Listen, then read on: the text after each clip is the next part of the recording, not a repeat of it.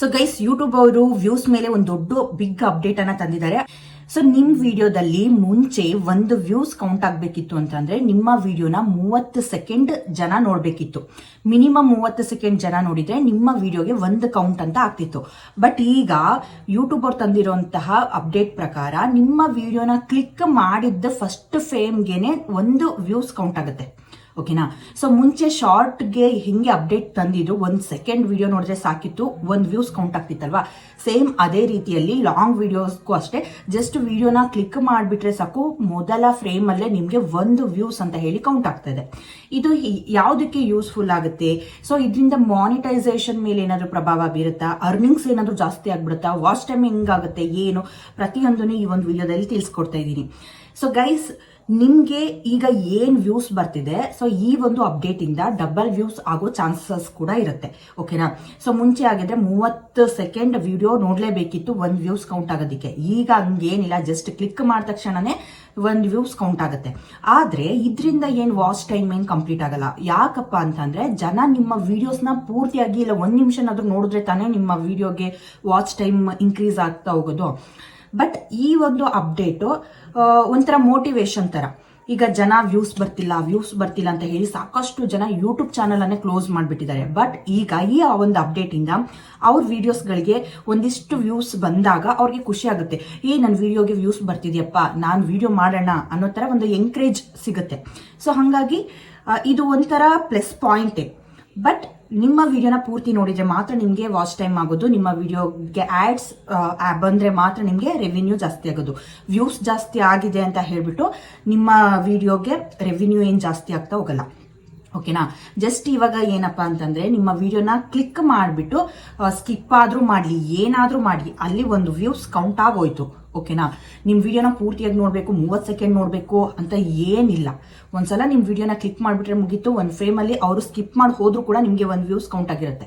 So views ಜಾಸ್ತಿ ಆಗ್ತಾ ಹೋಗುತ್ತೆ, ಕೌಂಟಿಂಗ್ ಜಾಸ್ತಿ ಆಗ್ತಾ ಹೋಗುತ್ತೆ. ಓಕೆನಾ? ಸೊ ಇದು ಟೋಟಲಿ ಮೋಟಿವೇಶನ್ ತರ ಗೈಸ್. ಒಂಥರ ಮಾಡ್ಬೇಕು ಅನ್ನೋ ಹುಮ್ಮಸ್ ತುಂಬುತ್ತೆ ಈ ಒಂದು ಅಪ್ಡೇಟ್.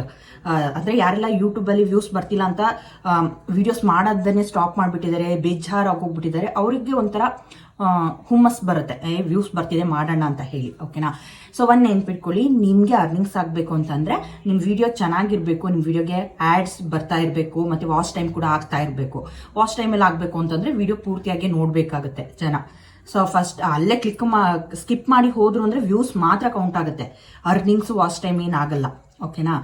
ಸೊ ಇದೊಂದು ಅಪ್ಡೇಟ್ ಇಂದ ನಿಮ್ಗೆ ವ್ಯೂಸ್ ಅನ್ನೋದು ಇನ್ಕ್ರೀಸ್ ಆಗ್ತಾ ಹೋಗುತ್ತೆ. ಬಟ್ ಯಾವುದೇ ವಾಚ್ ಟೈಮು ಮತ್ತೆ ಅರ್ನಿಂಗ್ಸ್ ಅಲ್ಲಿ ಯಾವುದೇ ಬದಲಾವಣೆ ಇಲ್ಲ. ಓಕೆನಾ? ಇದನ್ನ ಚೆನ್ನಾಗಿ ನೆನ್ಪಿಟ್ಕೊಳ್ಳಿ. ಅಂಡ್ ಈ ಒಂದು ವಿಡಿಯೋನ ವ್ಯೂಸ್ ಬಂದ್ ಮಾತ್ರಕ್ಕೆ ಎಷ್ಟು ನೋಡಿದಾರೆ ಜನ, ಎಲ್ಲಿ ಸ್ಕಿಪ್ ಮಾಡಿದ್ದಾರೆ ಅಂತ ಅವ್ರ ಆಡಿಯನ್ಸ್ ರಿಯಾಕ್ಷನ್ಸ್ ಗೊತ್ತಾಗ್ಬೇಕಲ್ಲ. ಅದಕ್ಕೆ ಮತ್ತೆ ಒಂದು YT ಸ್ಟುಡಿಯೋದಲ್ಲಿ ಒಂದು ಹೊಸ ಫೀಚರ್ನ ಆಡ್ ಮಾಡ್ತಾ ಇದ್ದಾರೆ. ಓಕೆನಾ? ಆ ಫೀಚರ್ನ ನಾವು ಕ್ಲಿಕ್ ಮಾಡಿಕೊಂಡು ನಾವು ಚೆಕ್ ಮಾಡ್ಬೋದು. ಸೊ ಜನ ಎಲ್ಲಿ ಸ್ಕಿಪ್ ಮಾಡಿದ್ದಾರೆ, ಎಷ್ಟು ವಿಡಿಯೋನ ನೋಡ್ತಾ ಇದ್ದಾರೆ ಅಂತ ಹೇಳಿ ನಾವು ಅನಾಲಿಟಿಕ್ಸ್ ಅಲ್ಲಿ ಚೆಕ್ ಮಾಡ್ಬೋದು. ಈ ಒಂದು ಅಪ್ಡೇಟು ಈ ತಿಂಗಳ 24ನೇ ತಾರೀಕಿಂದ ಸ್ಟಾರ್ಟ್ ಆಗುತ್ತೆ. ಓಕೆನಾ? 24ನೇ ತಾರೀಕಿಂದ ಪ್ರತಿಯೊಬ್ಬರ ವಿಡಿಯೋಸ್ಗೂ ವ್ಯೂಸ್ ಕೌಂಟಿಂಗ್ ಅನ್ನೋದು ಜಾಸ್ತಿ ಆಗ್ತಾ ಹೋಗುತ್ತೆ. ಯಾಕಂತ ಅಂದ್ರೆ ನಿಮ್ಮ ವಿಡಿಯೋನ ಕ್ಲಿಕ್ ಮಾಡಿದ ಮೊದಲ ಫ್ರೇಮ್ ಅಲ್ಲೇ ನಿಮ್ಗೆ 1 ವ್ಯೂಸ್ ಅಂತ ಹೇಳಿ ಆಡ್ ಆಗ್ತಾ ಬರುತ್ತೆ.